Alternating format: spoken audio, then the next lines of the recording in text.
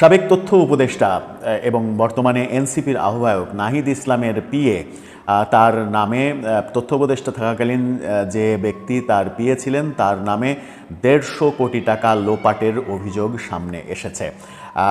নগদের ১৫০ কোটি টাকা মেরেছেন, নগদে অবৈধভাবে তার স্ত্রীকে চাকরি দিয়েছেন, আত্মীয় স্বজনকে চাকরি দিয়েছেন এবং কোনো ধরনের প্রোটোকল মেনটেন না করে নগর ভবনে তিনি অফিসও করেন, এরকম অভিযোগ এসেছে।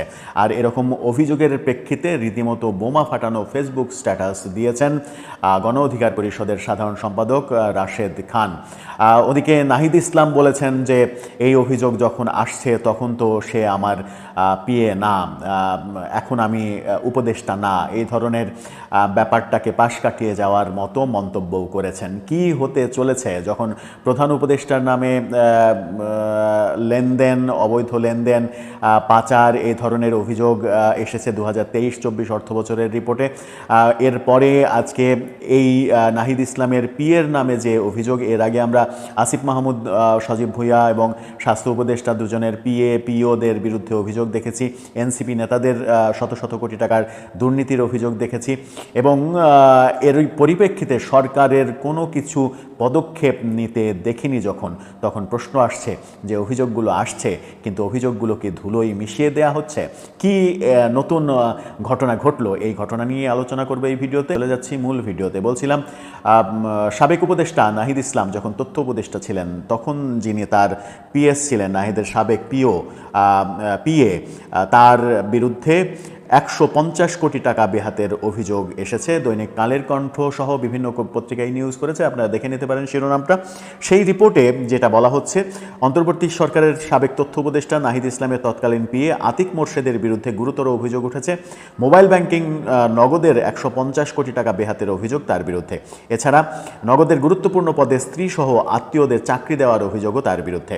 নাহিদ ইসলামের পরামর্শেই আতিক মোর্শেদ এমন কাজে জড়িত কিনা এমন প্রশ্ন তুলেছেন গণ অধিকার পরিষদের সাধারণ সম্পাদক রাশেদ খান। তিনি আজ এক ফেসবুক পোস্টে লিখেছেন, সাবেক তথ্য উপদেষ্টা নাহিদ ইসলামের বিশেষ সহকারী পিএ আতিক মোর্শেদের বিরুদ্ধে বেশ কিছু গুরুতর অভিযোগ আসলেও নাহিদ ইসলাম দায়িত্বে থাকাকালীন সময়ে তার বিরুদ্ধে কোনো ব্যবস্থা গ্রহণ বা মন্ত্রণালয় থেকে তদন্ত কমিটি গঠন করেননি। এক্ষেত্রে প্রশ্ন থেকে যায় নাহিদ ইসলামের পরামর্শেই আতিক মোর্শেদ এসব কাজে জড়িত কিনা। অন্যথায় এসব বিষয়ে নাহিদ ইসলাম কেন চুপ ছিলেন বা এখনও চুপ আছেন? একটি পত্রিকায় প্রকাশিত সংবাদের বরাত দিয়ে রাশেদ খান বলেছেন, এবার আতিক মোর্শেদের বিরুদ্ধে নগদ থেকে ১৫০ কোটি টাকা বেহাতের তথ্য প্রকাশ হয়েছে। নগদের ডেপুটি সিইওর মাধ্যমে এই কাজটি করা হয়। ডেপুটি সিইওকে যখন গ্রেপ্তার করা হয়েছিল তখন এই আতিক মোর্শেদ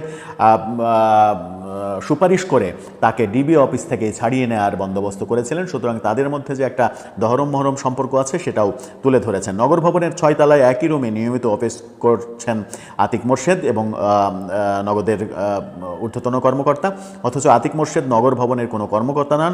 এমনকি আতিক মোর্শেদ ক্ষমতার দাপট দেখিয়ে স্ত্রী জাকিয়া সুলতানা জুইকে নগদের ম্যানেজার কমপ্লায়েন্স পদে বসিয়েছেন, চাকরি দিয়েছেন অনেক নিকট আত্মীয়কে। তিনি আরও বলেন, নাহিদ ইসলামের একটা কথা আমাদের প্রায়ই কানে বাজে, আমাদের ডোনেট করছে ধনীরা, অর্থাৎ এনসিপিকে ডোনেট করছে ধনীরা, কিন্তু সেই ধনী কারা? নাহিদ ইসলাম কি পারবে এসবের দায় এড়াতে? আজকেই পুলিশের হাতে আতিক মোর্শেদকে তুলে দিতে?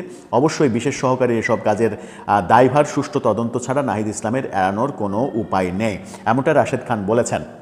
নাহিদ ইসলাম বলেছেন যে আতিক তো এখন আমার পিএস না, সে কাজ করছে প্রধান উপদেষ্টার আইসিটি বিষয়ক সহকারী ফয়েজ আহমেদ তয়েবের সঙ্গে, তার সঙ্গে কাজ করছে। তিনি উপদেষ্টা থেকে ইস্তফা দেওয়ার পরে ফয়েজ আহমেদ তয়েবের পিএ হিসেবে তিনি কাজ করছে, এমন তথ্য তিনি দিয়েছেন। সুতরাং এখানে আমার কোনো দায় থাকতে পারে না। রাশেদ খান বলছেন যে উপদেষ্টা থাকাকালীন তার আরও অনেক তার বিরুদ্ধে অভিযোগ ছিল এই পিএর বিরুদ্ধে, কিন্তু নাহিদ ইসলাম কোনো ব্যবস্থা গ্রহণ করেননি।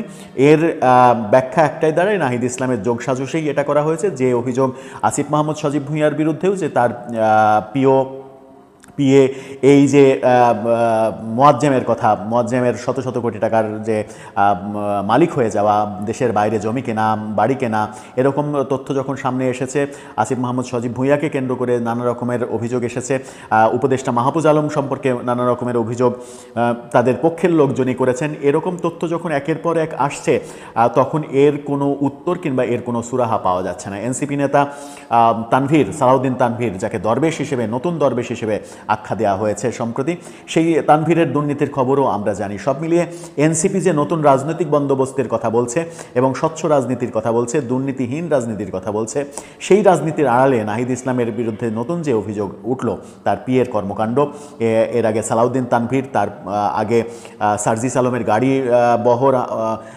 হান্নান মাসুদের গাড়ি বহর, হাসনাত আবদুল্লাহর দামি দামি গাড়িতে চড়া, এর রসদ কারা যোগাচ্ছে?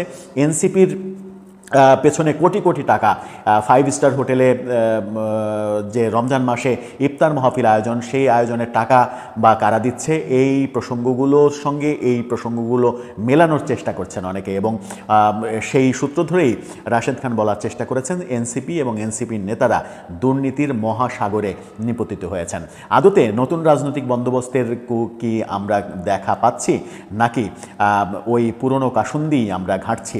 সেই প্রশ্নটা সামনে এসে যায়। দর্শক, আপনার কি মনে হয়? আপনার মতামত জানিয়ে লিখতে পারেন আমাদের কমেন্ট বক্স।